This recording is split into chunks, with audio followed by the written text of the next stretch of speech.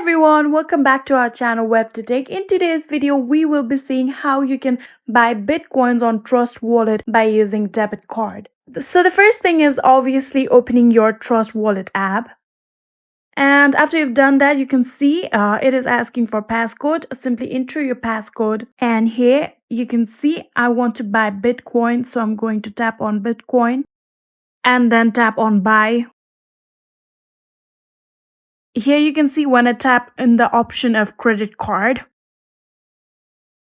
And again, when I tap on pay with option, you can see there is Apple Pay option, bank transfer option, digital wallet option, but there is no debit card option. We don't really know the reasoning behind why we don't have debit card option, but you can pay with your Apple Pay and connect your debit card with your Apple Pay and pay through it.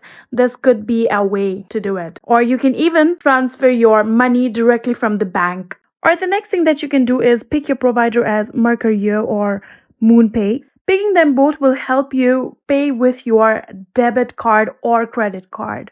So when you tap on MoonPay, it will lead you to your payment method, and there you will be able to see debit card on the option. So that's the next thing that you can do.